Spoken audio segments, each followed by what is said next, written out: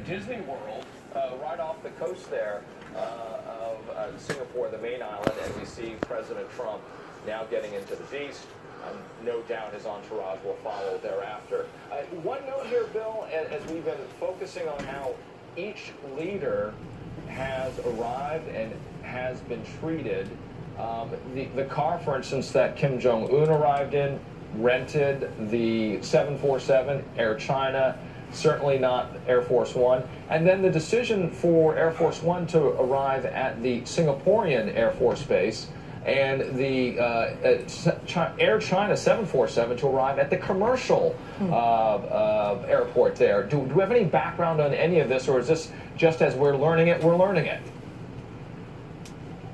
I think you could say perhaps the White House wants to put a little bit of distance between its arrival and Kim Jong-un's arrival, although I have to say, looking at these pictures, they do look remarkably similar. I mean, there is I'm sure the Beast, as you call it, is a high-performance vehicle that can withstand just about everything, but to the casual observer, it will look very much like the stretch Mercedes limousine that Kim Jong-un arrived in. So in terms of optics, perhaps Kim Jong-un is desperate to appear Donald Trump's equal. Optics matter for the North Koreans a great deal. And just going back to that summit with President Moon in South Korea, you remember the minute choreography. Remember when they met at the DMZ, right. They crossed the line into South Korea, and then Kim Jong-un pulled President Moon back into North Korea. And that was an unscripted moment, spontaneous and hugely popular on both sides of the border. So the diplomatic dance, if you like, has always been important at every summit.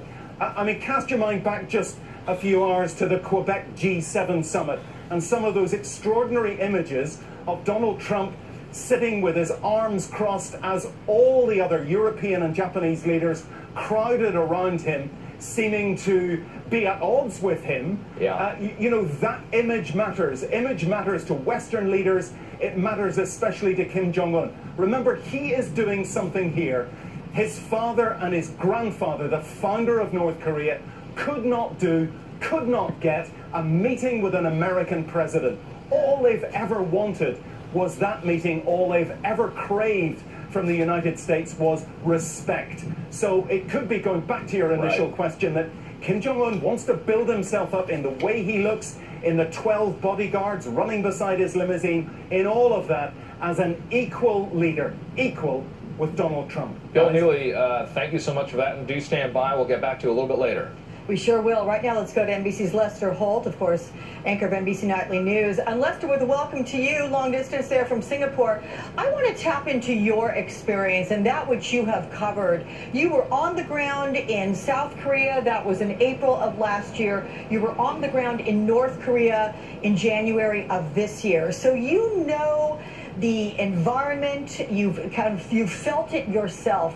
Talk about the importance of what is happening and how this feels for the people there, the kind of response you got to what could potentially happen with a rapprochement, or at least a conversation that would move things forward between the two leaders. Well, I'll tell you, watching President Trump walk off Air Force One a moment ago, I was simply struck by how swiftly and dramatically things have turned. I've made 4 trips to the Korean Peninsula over the last 14 months. The first trip, we spent time with U.S. forces near the DMZ, Air Force as well as Army, on a hair trigger, ready to fight tonight. That's their slogan. We were going to do nightly news there one night, and right before we went on the air, word that North Korea had launched another missile. We had been in the command center, got rare access, where those missile launches are monitored, and they decide whether they're going to be a threat to Korea or anywhere else. That's the world we were living in until just a short time ago. November of last year, ICBM launched by North Korea, and then here we are. In January, my team and I went into North Korea, and it was really, looking back, the beginning of this charm offensive. They were beginning to make statements about participating in the Olympics. They took us to a place where their team was going to train with the South Korean team. So we knew things were beginning to happen. They wanted to show us a more modern side of North Korea. And then, of course, there were the Olympics, and everything has moved toward this moment. Certainly since January. They are in the same city right now. Tonight they will be sleeping in hotels exactly a half mile apart.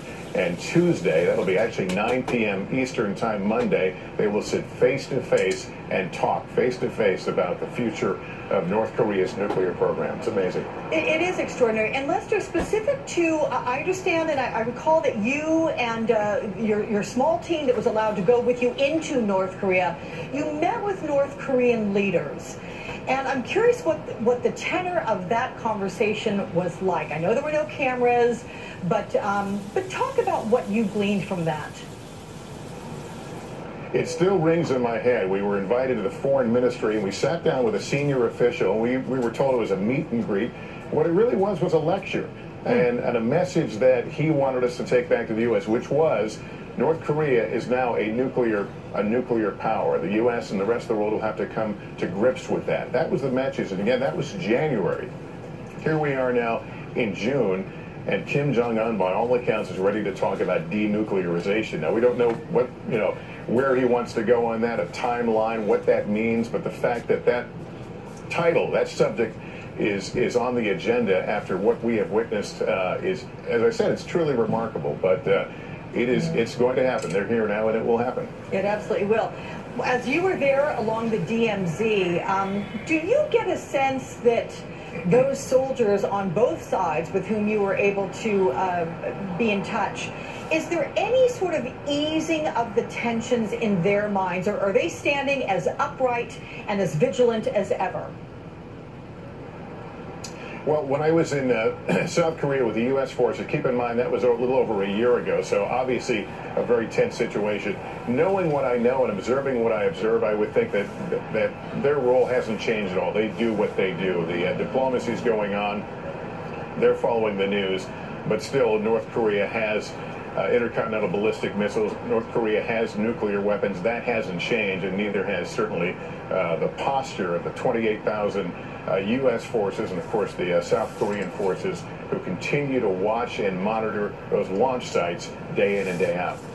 Lester, is there genuine hope, you believe, from the people of South Korea in particular, those with whom you spoke during your 4 trips over to the Korean Peninsula, is there genuine hope that something will happen of substance here, or are people skeptical? I'm just curious what the expectations are of the South Korean people. Well, let me turn that upside down. You know, one of the things that there have been many times over history that North Korea seemed like it was pushing and being provocative and maybe pushing to the edge of war. And my understanding is the younger people there really never, it never really bothered them. It was background noise. When we were over there at the beginning of last year, it was beginning to rattle people because the language was so fierce. They were getting used to our president, who some of his language was bellicose in this subject. Certainly Kim Jong-un was ramping it up. So there was a widening concern, certainly. The one thing that strikes you when you go to Seoul and you go to the military bases, you realize how close these millions of people are to the DMZ, within range of, not nuclear weapons, although they are, but in range of conventional weapons, artillery pointed right at them. So the feeling has always been, even if it comes to war, no one can win this. The loss of life would be so dramatic. So certainly the people in South Korea have watched their own leader. President Moon may ultimately, if something happens here, he may be the one who gets the most credit. He came in as this liberal candidate, a human rights lawyer. This was his mission, to try and create some sort of dialogue with Kim Jong-un. He did. And many people will look at that and say, maybe he's the guy that really ignited the spark that could lead to something big.